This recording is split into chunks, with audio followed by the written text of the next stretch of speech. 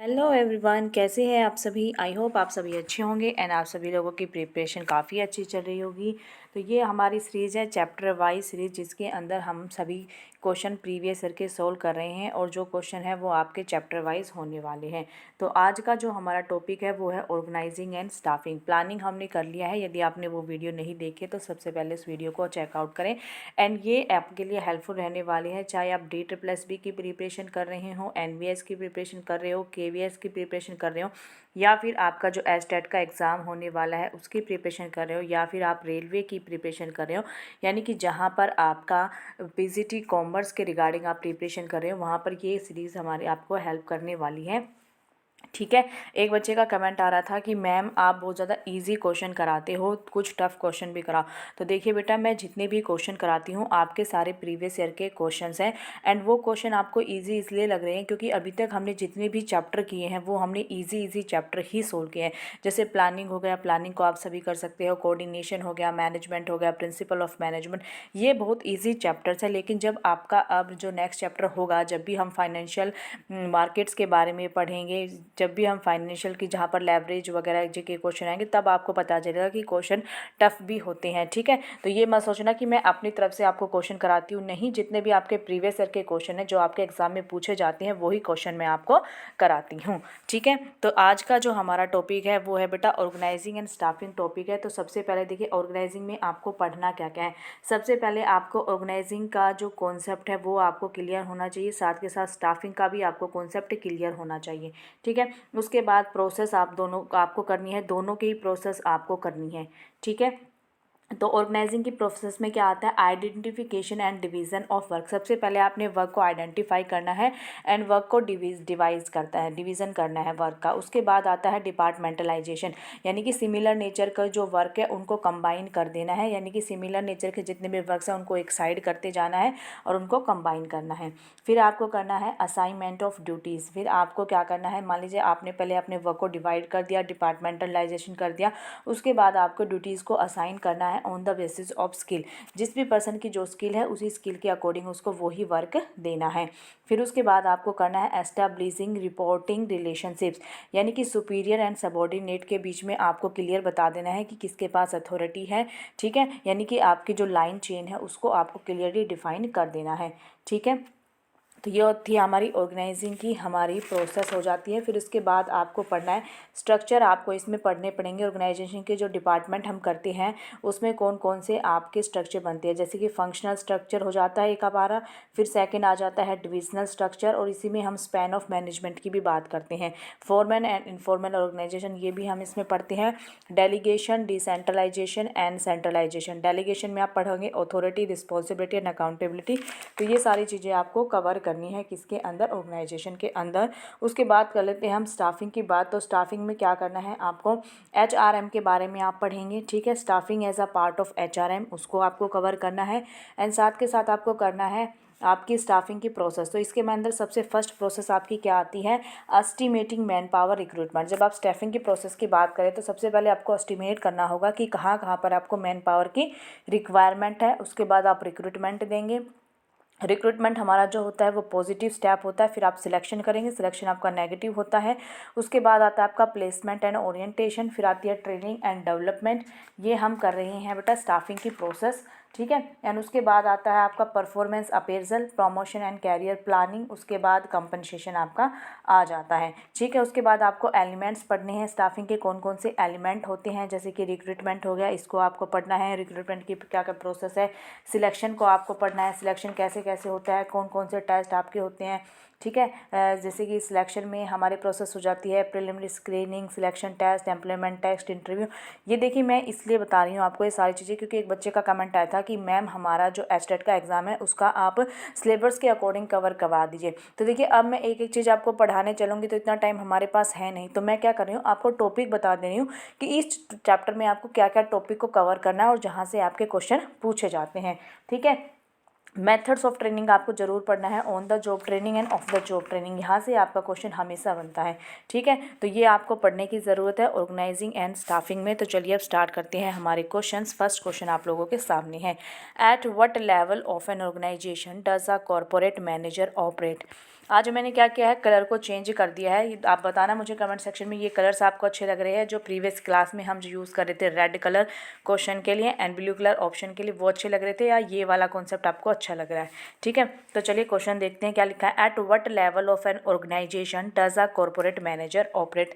तो ये क्वेश्चन मैंने आपको कल की क्लास में भी कराया था। जब भी आप कॉर्पोरेट मैनेजर की बात करते हैं तो कॉर्पोरेट मैनेजर कहाँ के क्या ऑपरेट करते हैं, हमेशा टॉप लेवल में होते हैं क्या, हमारे कॉर्पोरेट मैनेजर। ठीक है, आगे चलिए नेक्स्ट क्वेश्चन देखिए।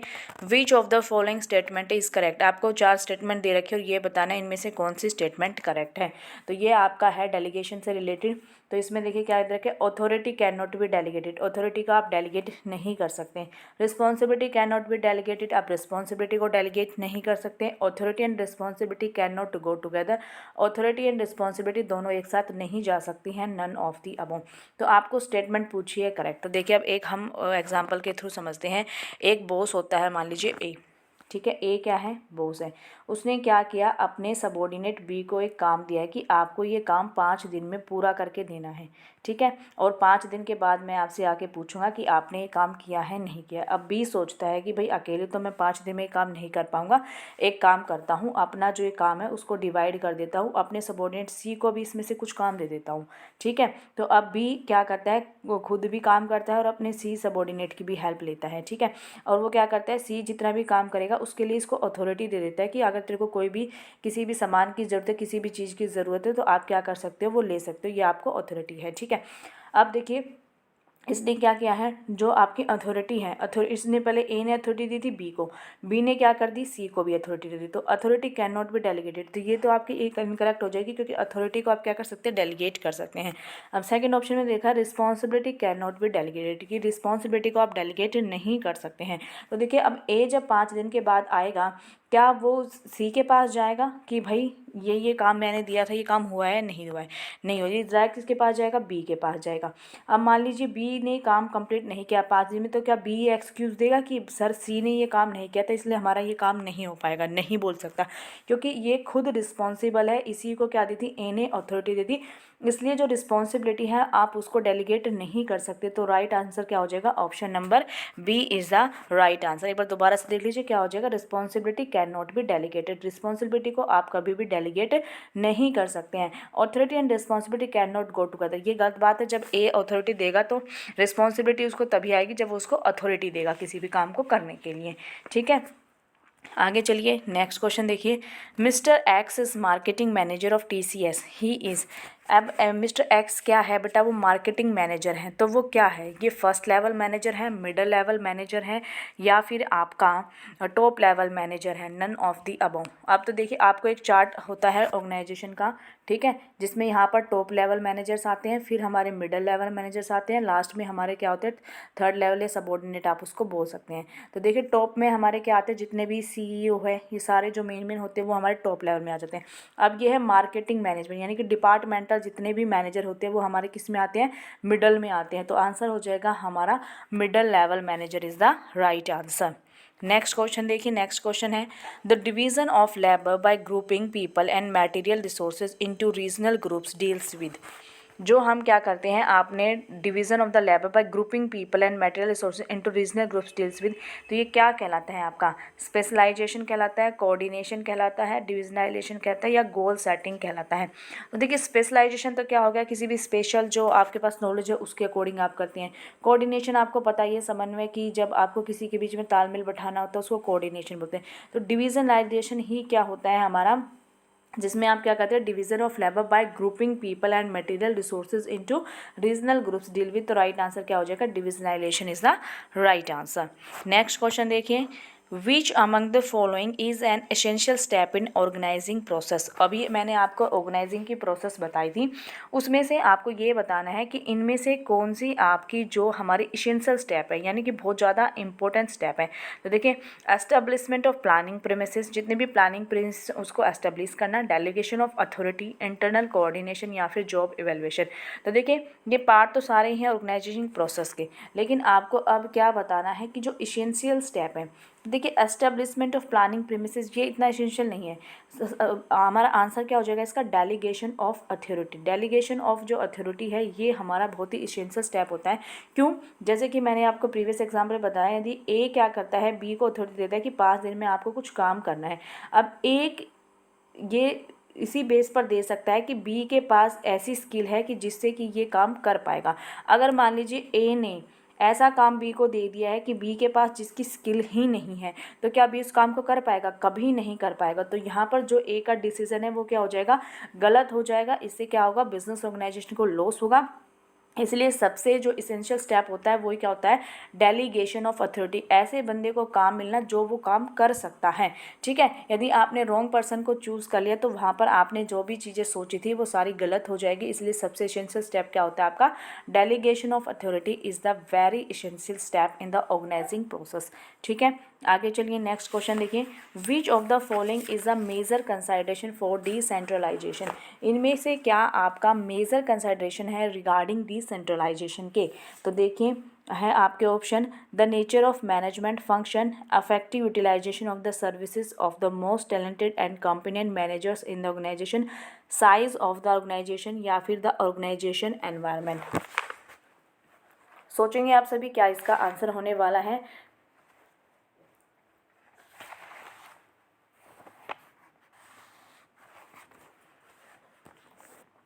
तो देखिए क्या लिखा है, which of the following is a major consideration for decentralisation. तो डिसेंट्रलाइजेशन हमने अभी पढ़ा, डिसेंट्रलाइजेशन में क्या होता है, तो इसमें जो सबसे मेजर होता है वो होता है साइज ऑफ द ऑर्गेनाइजेशन। आप यदि आप देखेंगे कि आपकी जो ऑर्गेनाइजेशन है वो स्मॉल ऑर्गेनाइजेशन है, तो वहाँ पर आपको डिसेंट्रलाइजेशन करने की ज़रूरत नहीं है। वहाँ पर आपकी सेंट्रलाइज्ड ऑर्गेनाइजेशन होगी कि जो पावर से जो अथॉरिटी होगी वो सिंगल वन पॉइंट पर रहेगी। ठीक है, जब आपका बिजनेस क्या होता है, लार्ज होता है, लार्ज होता है तो वहाँ पर आपको क्या जरूर करनी पड़ती है, डिसेंट्रलाइजेशन, क्योंकि एक बंदा वहाँ पर उसको मैनेज नहीं कर सकता। इसलिए आपको क्या देनी पड़ती है, अथॉरिटी को देना पड़ता है। ठीक है, ताकि सब मिलजुल कर अच्छे से काम को कर पाएँ। इसलिए साइज ऑफ द ऑर्गेनाइजेशन क्या होता है, मेजर कंसिडरेशन होता है किसके लिए, डिसेंट्रलाइजेशन के लिए। ठीक है, आगे चलिए नेक्स्ट क्वेश्चन देखिए, sharing authority with subordinates is known as.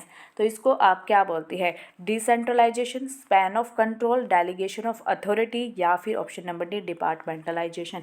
तो डिसेंट्रलाइजेशन तो अभी हमने पढ़ा, डिसेंट्रलाइजेशन क्या होता है। तो डिसेंट्रलाइजेशन के बारे में तो हमने अभी पढ़ा है, डिसेंट्रलाइजेशन क्या होता है, जिसमें हम क्या करते हैं, जो हमारे जो पावर अथॉरिटी होती है उसको क्या करते हैं, डिस्ट्रीब्यूट करते हैं। ठीक है, शेयरिंग अथॉरिटी विद सबॉर्डिनेट्स, तो यहाँ पर क्या हो जाएगा हमारा, डेलीगेशन ऑफ अथॉरिटी। यहाँ पर आप सिर्फ क्या करें, डिसेंट्रलाइजेशन में तो देखिए रिस्पॉन्सिबिलिटी भी आपकी जाएगी, अथॉरिटी भी आपकी जाएगी, अकाउंटेबिलिटी भी, वहाँ पर सारी चीज़ें आ जाएगी। ठीक है, लेकिन अब यहाँ पर आप क्या करें, शेयरिंग अथॉरिटी को आप शेयर कर रहे हैं विद अपने सबॉर्डिनेट्स के साथ शेयर करें, तो वहाँ पर आपका होगा डेलीगेशन ऑफ अथॉरिटी, बिल्कुल करेक्ट आंसर हो जाएगा। ठीक है, आगे चलिए नेक्स्ट क्वेश्चन देखिए, putting the right man in the right job according to his qualification and ability is called as, recruiting, controlling, या फिर ऑप्शन नंबर सी स्टाफिंग, या फिर ऑप्शन नंबर डी सिलेक्शन। तो देखिए अब हमारे आगे हैं स्टाफिंग के क्वेश्चन आ गए हैं, ऑर्गेनाइजिंग के क्वेश्चन हमारे कंप्लीट हो चुके हैं, अब हमारे स्टाफिंग के क्वेश्चन आ गए।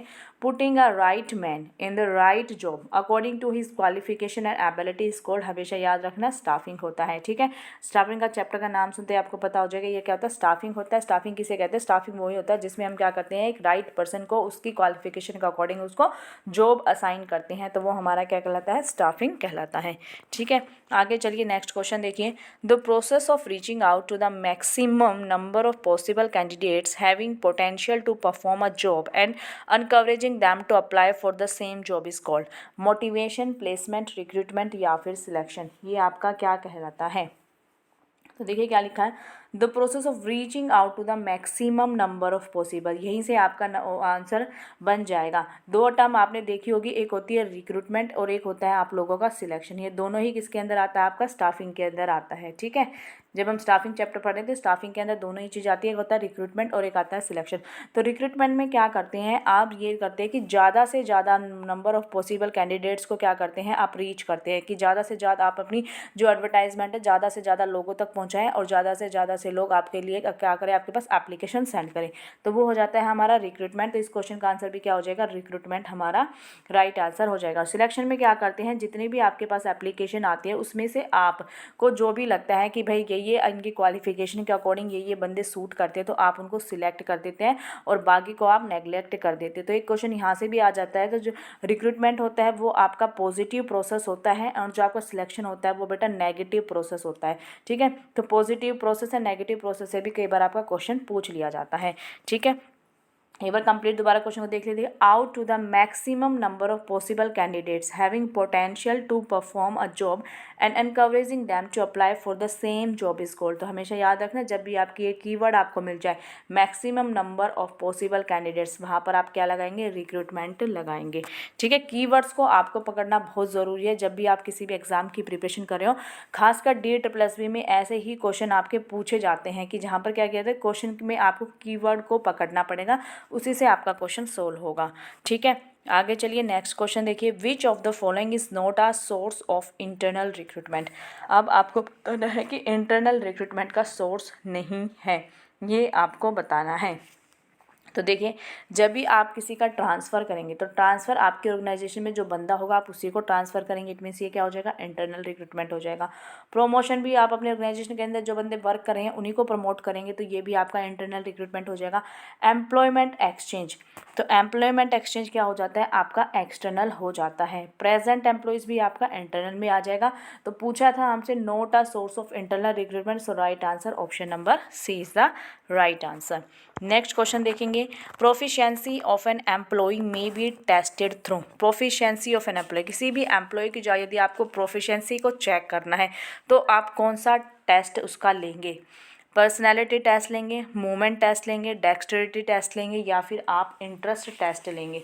तो देखिए, जो ये टेस्ट होते हैं आपके, इनमें से क्वेश्चन आपका हमेशा आता है एग्ज़ाम में, तो आपको इन सभी टेस्ट के बारे में भी पढ़ना है। ठीक है, तो आपकी बात करें हम किसकी, प्रोफिशिएंसी टेस्ट की बात करें तो जो आपका प्रोफिशिएंसी टेस्ट आता है वो आपका किसके अंदर आता है, आपका डेक्स्ट्रेटी टेस्ट के अंदर आता है। ठीक है, एक बार आप इसको गूगल कर लेना या फिर आपको अपनी बुक्स में आप देख लेना, वहाँ पे आपको इन टेस्ट को क्या करना है, आपको एक नोटबुक में लिख लेना है, क्योंकि यहाँ से क्वेश्चन बेटा हमेशा बनता ही बनता है। ठीक है, याद रखना। तो जो ये टेस्ट होते हैं इनको आपको लिखना है और इन टेस्ट के अंदर कौन कौन सी चीज़ें आती है वो सारी चीज़ें आपको इसमें लिख कर रखनी है। ठीक है, आगे चलिए नेक्स्ट क्वेश्चन देखते हैं। Defending the company in law suits and avoiding legal complication is an activity of which of the following function of management, planning, organizing, staffing and directing. तो देखिए, अब आपको ये एक स्टेटमेंट दी गई है और आपको बताना है कि जो ये स्टेटमेंट है ये मैनेजमेंट के कौन से फंक्शन से रिलेट करती है, प्लानिंग से रिलेट करती है, ऑर्गेनाइजिंग से रिलेट करती है, स्टाफिंग से या फिर डायरेक्टिंग से। तो देखिए, defending the company in law suits and avoiding legal complication is an activity of which of the following function of management. तो ये याद रखना हमेशा, ये आपका स्टाफिंग से रिगार्डिंग होता है। किसके रिगार्डिंग होता है, स्टाफिंग के रिगार्डिंग हमेशा होता है। नेक्स्ट क्वेश्चन देखिए, which among the following is not an element of staffing process. इनमें से कौन सा आपका स्टाफिंग प्रोसेस का पार्ट नहीं है, यानी कि एलिमेंट नहीं है।